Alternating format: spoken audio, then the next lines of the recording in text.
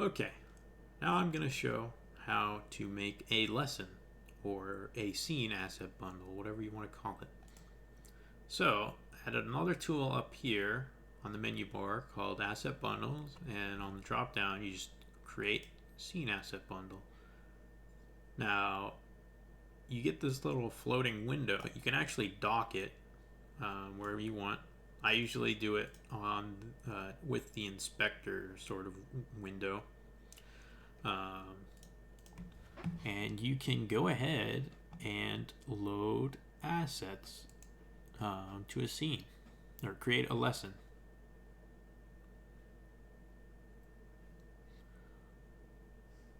So you can actually create a lesson from this menu. First, you need to give it a scene name. I'm not going to just now for a certain reason. First, I just want to show you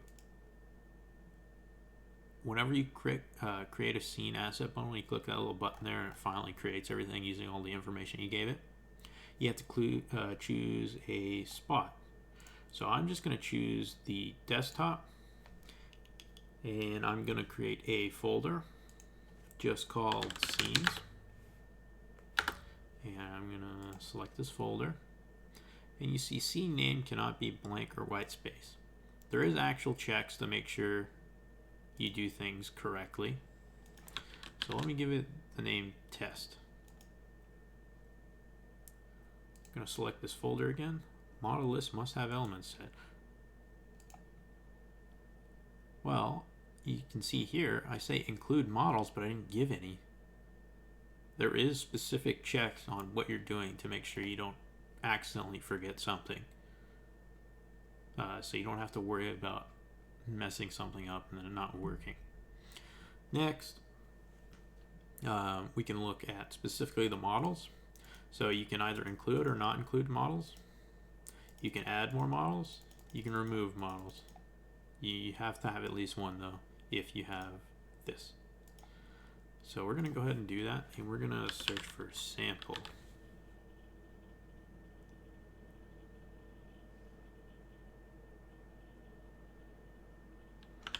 Or maybe it's called something else. Nope, we do not have the file. I forgot. So we're just going to do a soccer ball. There we go.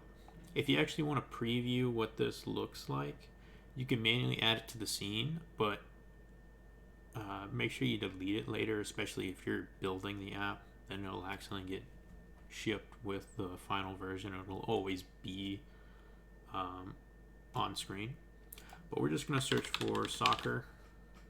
Here's soccer ball. You can put it right here, and you can preview it, what it would look like.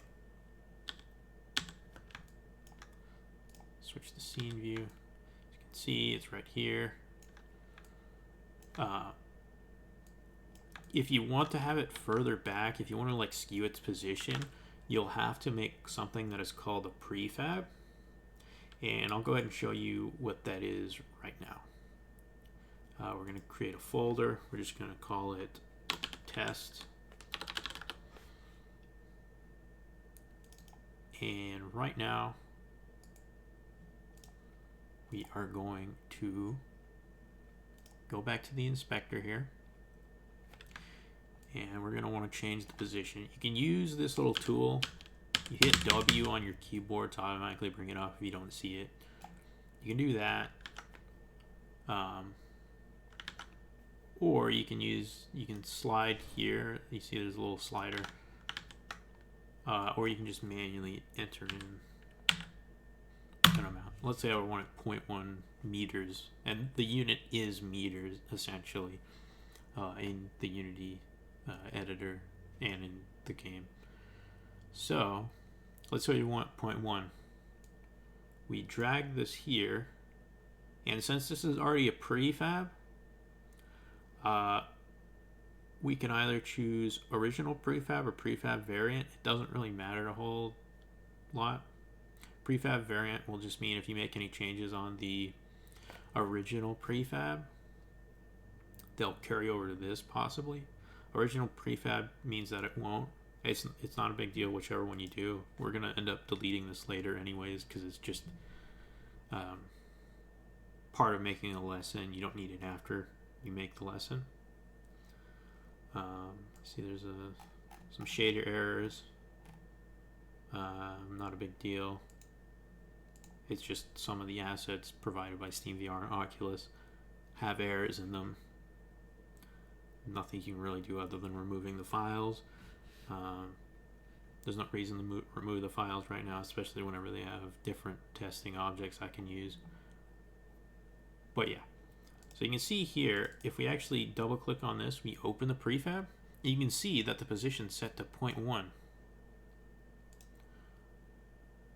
So it'll actually save that position. So now,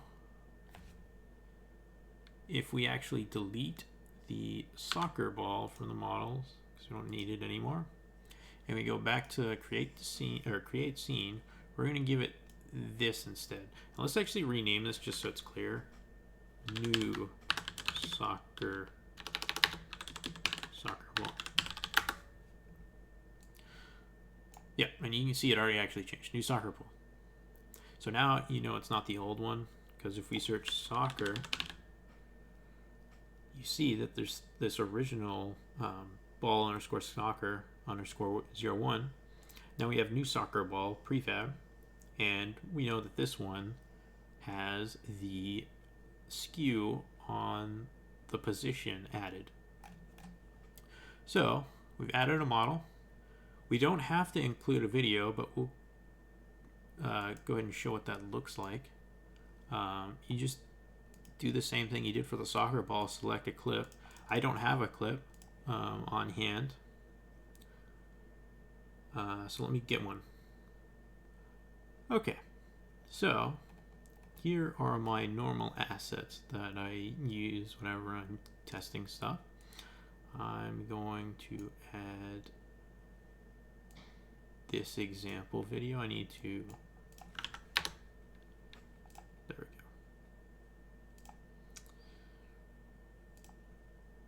Had to remove the filter. And then I add that in there and it's successfully imported to Unity. You have to do this. You can't just drag in some file from some other place other than the project here. It has to be from here. So we can drag that in. And now we have a video. Now, currently the last checkbox we have is specific OS. This is an optional thing. And whenever you click on it, you can choose which operating system you want to export this for. So we're just going to do standalone Windows 64-bit. And then we're going to hit Create Scene Asset Bundle. Now this actually builds the game to make sure there's no compilation errors with any of the assets. And it is asking us to choose the folder again. And we'll hit open, and then it'll start building. And there we go. It's actually done. So if we go to our desktop,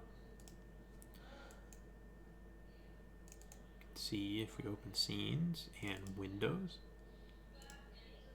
here is the lesson or scene asset bundle.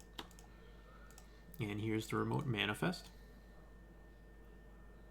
And you can see a little preview right here, but let's go ahead and open it. And you can see every scene gets a hash and a name. And it can also have a local path or a URL. It has to have a hash and it has to have a name. Whenever you're building like we just did, it should have a URL. And it should be relative to whatever website we're using at the time. Currently we're still using my website. So it's set to a location on my website. And if I wanted to add this to the server, I can go over, I have a Windows network drive set up to easily add new scenes. And I'm going to go ahead and just delete what was already on there.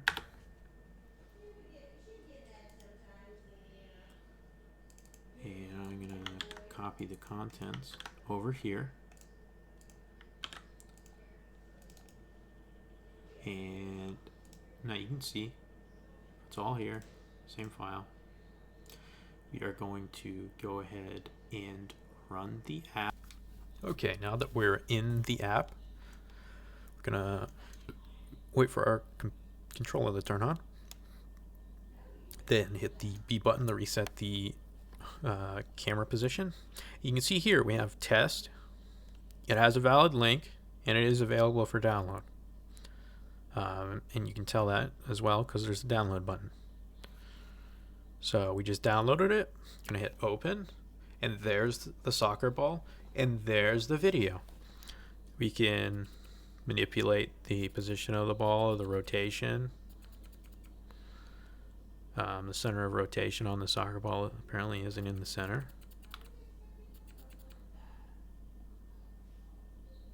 And we can just reset that. Change the visibility, play the video, manipulate the time. It all works. There's no actual audio on this video, so muting it wouldn't really do anything. Then just close the app doing that. Or we could have just hit the play button up here. Okay, now we're going to add another scene, and we're going to make it again. This time, we are going to reuse the remote manifest.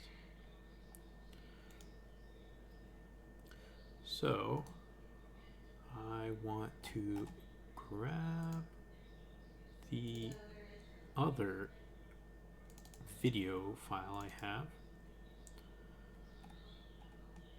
If I can find it.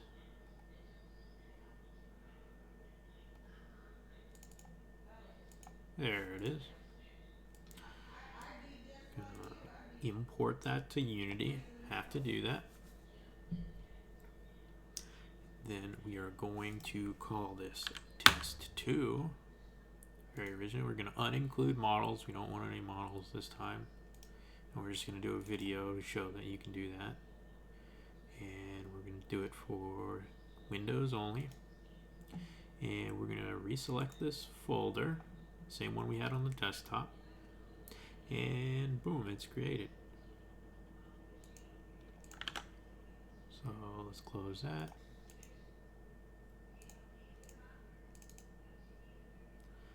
And let's go to Windows. Here's test2. And if we actually look at the remote host, you can see there's test2 is on here.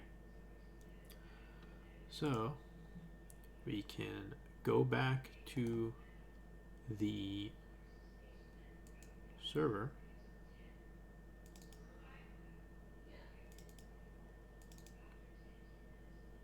and we can copy it over. This is the way I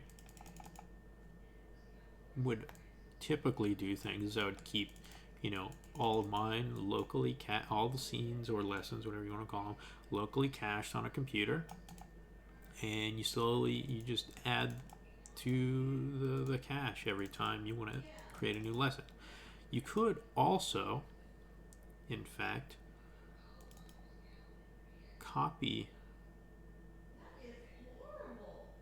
the remote manifests. You could manually download these and add to them without having the actual AssetBundle files, which is another way to do it. You could just copy this and add it to the Windows here. You would have to grab all the operating systems that you're building for. A little bit of a pain, but it's not too big of a deal.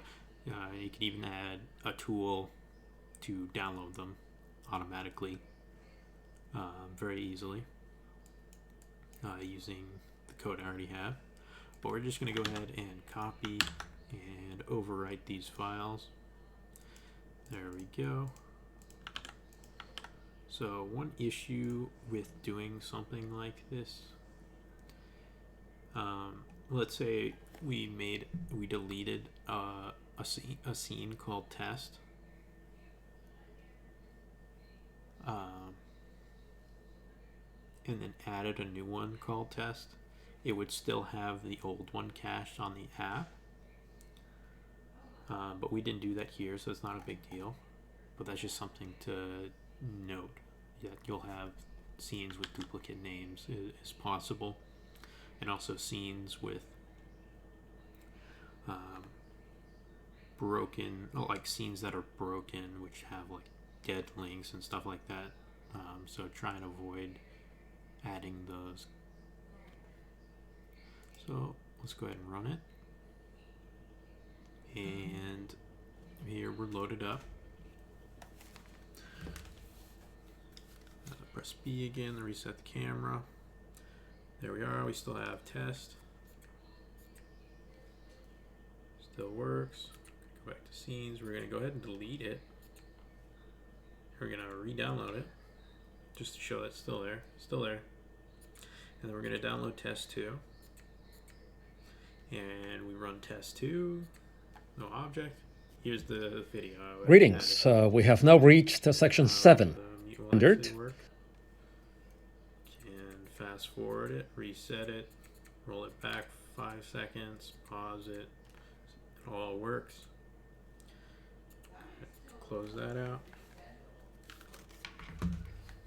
And there you go. That's how you make a scene and add it to a HTTP web server.